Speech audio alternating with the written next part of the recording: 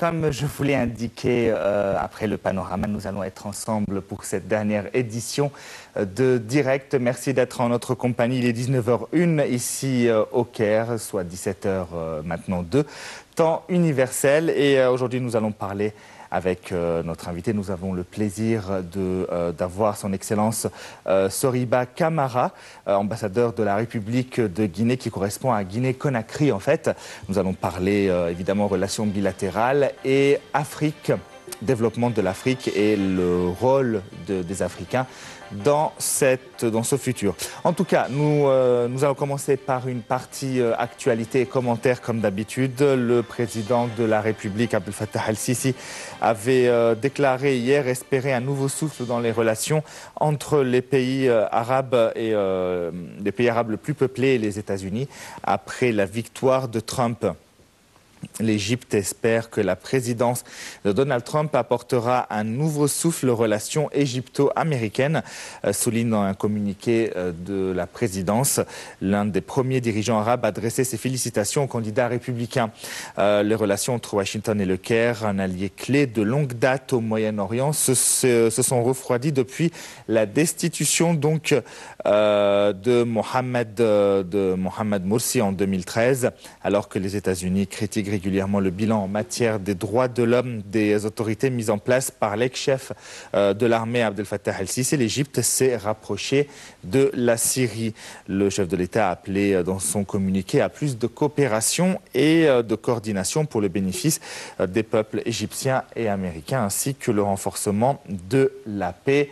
Et pour certains journaux, ils avaient indiqué même que le chef de l'État, Abdel Fattah el-Sisi, avait invité personnellement le nouveau président des États-Unis, Donald Trump, à venir évidemment rendre visite au Caire. Et pour avoir plus de détails, l'ambassadeur Hossein Haridi, ex-employé du ministère ex-ambassadeur du ministère des Affaires étrangères. Monsieur l'ambassadeur, merci d'être avec nous.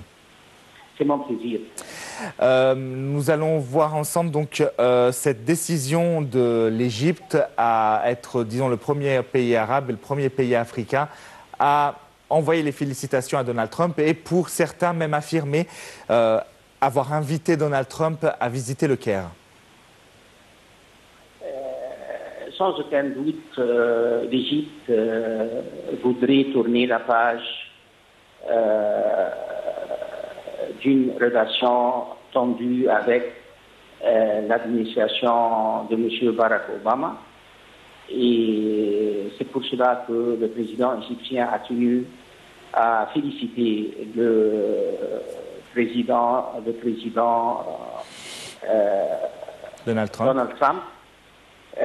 D'avoir gagné dans les élections présidentielles en Amérique avant-hier, et qu'il a exprimé le désir de travailler avec la nouvelle administration américaine pour, d'un côté, renforcer les relations bilatérales entre Washington et le Caire, et d'un autre côté, de mettre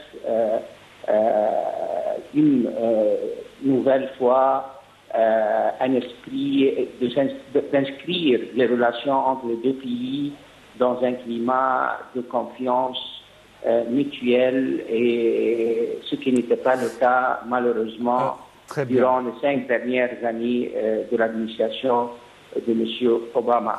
Alors, monsieur l'ambassadeur, est-ce que ça aurait été le cas si Hillary Clinton avait gagné ces élections? Parce que beaucoup disent que le monde arabe en général, surtout en Égypte, avait préféré le candidat Donald Trump de par sa vision du Moyen-Orient. Il avait déclaré, on le cite beaucoup, cette phrase, il aurait dit qu'il souhaite avoir dans les pays ce qu'on appelle les pays du printemps arabe des hommes forts. Donc il encourageait vivement la gouvernance d'Abdel Fattah al-Sisi, par exemple, alors que Hillary Clinton avait, condamné le chef de l'État égyptien, notamment, elle avait demandé, elle avait critiqué ses positions face aux frères musulmans et avait déclaré que c'était un manque de respect des droits de l'homme, sachant évidemment que c'est une confrérie terroriste. Voilà, donc je repose ma question, excusez-moi, mais est-ce qu'avec Hillary Clinton, ça aurait été le cas, cette proposition-là? Comme vous vous souvenez, le président Sisi a reçu à New York le mois de septembre dernier les deux candidats dans le temps à la présidentielle américaine, Mme Hillary Clinton et M. Donald Trump. Et l'Égypte, après ces deux rencontres, ces deux meetings, a tenu à préciser que l'Égypte a du respect aux deux candidats et que l'Égypte est prête à travailler avec quiconque qui gagnerait les élections présidentielles, soit dans le cas contraire si Mme Clinton aurait gagné les élections ou M. Trump. Nous avons travaillé l'Égypte depuis le rétablissement des relations diplomatiques entre les États-Unis et l'Égypte en 1974. L'Égypte a travaillé avec l'Amérique sous administration démocrate et administration républicaine. Et seulement avec l'administration de M. Obama, les relations bilatérales entre les deux pays étaient vraiment tendues dû aux politiques opposition adoptées par cette administration-là. N'oublions pas que c'était la première fois dans l'histoire des relations entre l'Amérique et l'Égypte à partir de 1974 que Washington a imposé des sanctions, soit des sanctions à nature militaire ou des sanctions à nature économique et financière sur l'Égypte. C'était de jamais vu. Alors maintenant, l'Égypte est prête à tourner la page. Bien entendu, oui. C'était une page, permettez-moi d'avouer, c'était une page triste, une page dont on a vu les Américains ou l'administration américaine s'ingérer d'une façon flagrante dans les affaires égyptiennes. Oui. Nous espérons en Égypte de tourner cette page et renouer avec une tradition des relations bilatérales entre le Caire et Washington basée sur le respect mutuel et la confiance pour promouvoir la paix, la sécurité, la stabilité et la prospérité économique pour tous les peuples de la région. Très bien, merci à vous, ambassadeur Hossein Haridi, ancien adjoint aux affaires étrangères. Toujours concernant la victoire de Donald Trump, des milliers de manifestants se sont rassemblés hier soir à travers les États-Unis pour protester contre la victoire surprise du président républicain Donald Trump à la présidentielle américaine. Tout détail dans ce commentaire.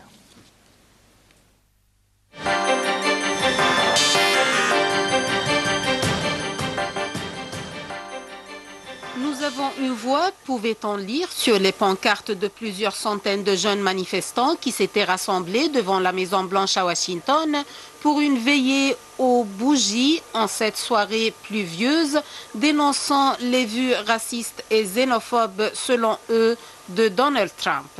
Les gens ont raison d'avoir peur, a déclaré un des organisateurs, annonçant aux participants que des manifestants se rassemblaient aussi à travers le pays. Nous ne sommes pas seuls, criaient certains des jeunes rassemblés devant la Maison-Blanche. À New York, des manifestants se sont réunis en plein Manhattan, à Union Square, avant de remonter vers le Trump Tower où vit le président américain nouvellement élu.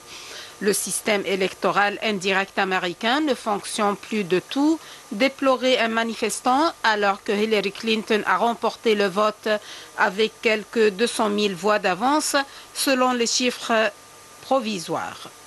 En Californie, des lycéens et étudiants ont quitté les cours et improvisé des manifestations sur le campus.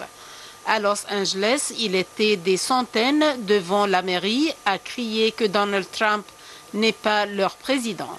À Portland, dans l'Oregon, quelques 300 personnes se sont rassemblées selon les médias locaux, certaines ayant un temps bloqué la circulation, tandis que d'autres ont brûlé le drapeau américain. En Pennsylvanie, des centaines d'étudiants de l'université de Pittsburgh ont aussi défilé dans les rues.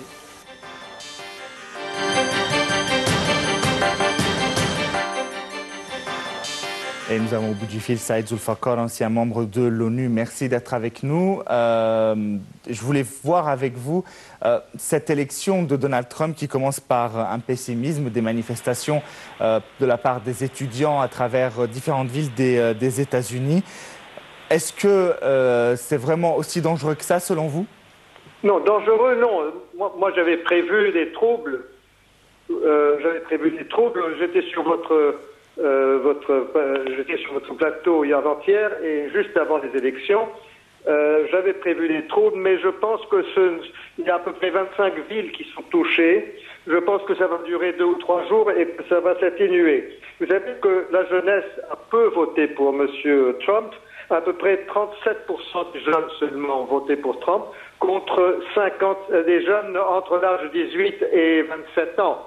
Alors que parmi les gens qui ont plus de 45 ans, vous avez à peu près 57% qui ont voté pour Trump. Donc vous avez une différence d'âge.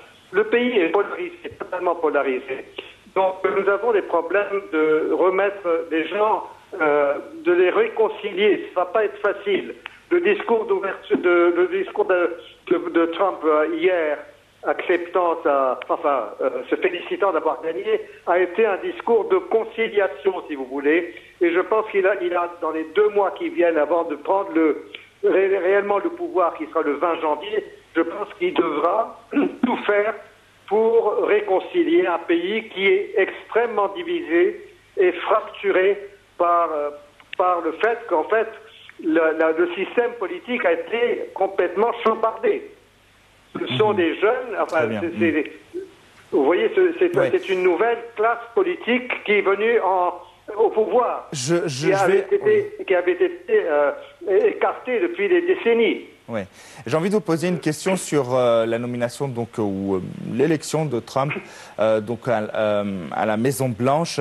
Une question que je vais poser à mon invité tout à l'heure. Quelle serait, selon vous, la politique de Donald Trump concernant la scène internationale? Et est-ce que vous pensez qu'il aura, beaucoup estiment que son caractère amènerait à des décisions très belliqueuses envers beaucoup de pays. Est-ce que vous êtes d'accord sur ça?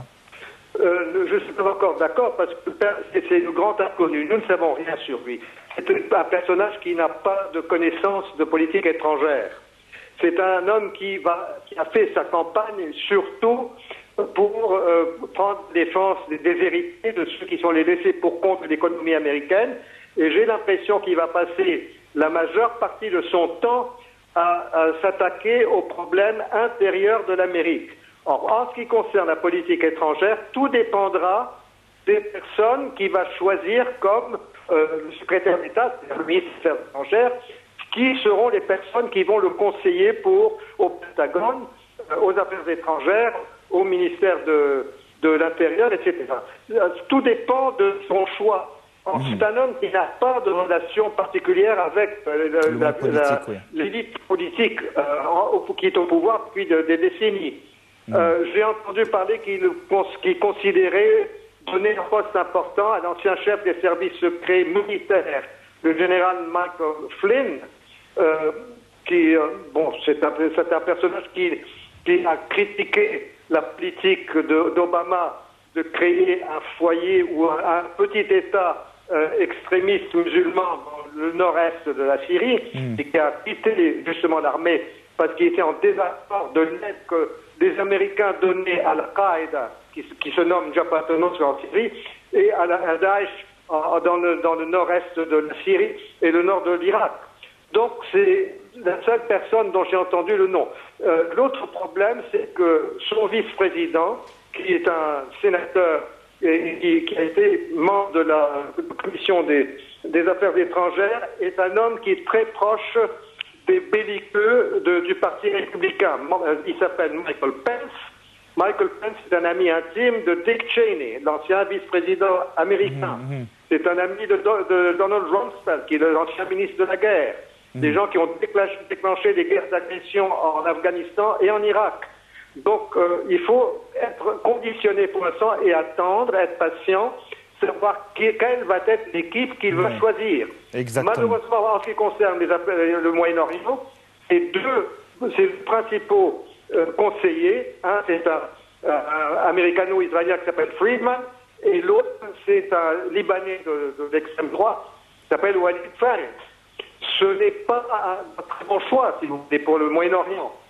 D'autant plus que M. Friedman a fait des déclarations pour attirer une vote juif, disant que M. Trump avait déclaré que l'ambassade d'Amérique, aussitôt qu'il serait président, serait transférée à Jérusalem, et que Jérusalem était la capitale éternelle d'Israël, et que les colonies, l'expansion des colonies n'était pas contre la paix, alors que c'est les colonies qui empêchent toute négociation. Oui, voilà. Très bien. Donc des décisions encore floues et souvent dangereuses pour cet homme, Donald Trump, président des États-Unis. On verra par la suite ce qu'il en sera. Merci à vous. Monsieur Saïd Zulfaqar, vous étiez donc aux Nations Unies, membre des Nations Unies, et vous êtes analyste politique. Et on continue avec nos commentaires. La Syrie, des civils tués, 20 civils plus précisément par des frappes de la coalition internationale dirigée par Washington près de Raqqa, bastion du groupe terroriste Daesh en Syrie. Plus de détails dans ce récit.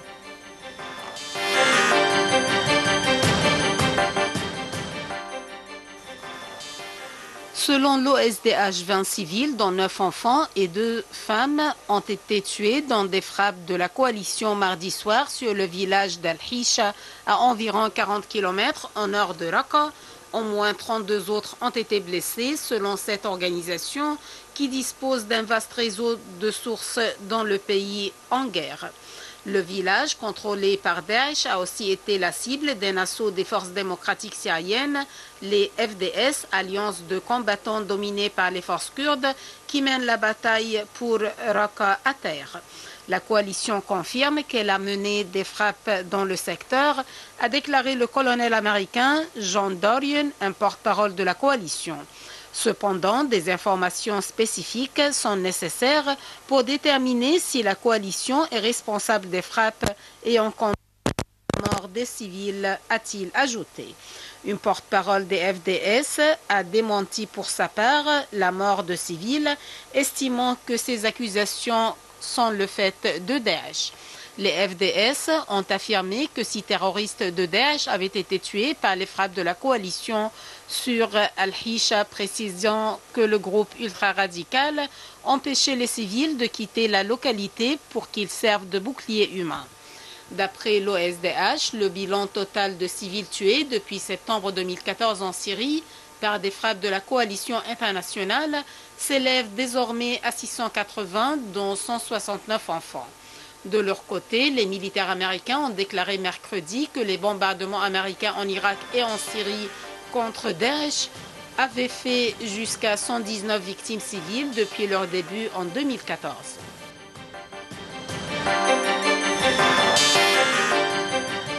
Pour terminer, on part au Yémen. 30 membres présumés d'Al-Qaïda tués. Un nouveau bilan donc annoncé par l'armée hier dans une vaste opération qu'elle avait effectuée dans le sud-est et a fait état d'une trentaine de morts. Parmi les membres d'Al-Qaïda, 4 militaires des forces élites royales au président Abdurrabbu Mansour Hadi ont également été tués dans cette opération menée à l'ouest de Moukalla, chef-lieu de Hadramout. Plus de détails dans ce récit.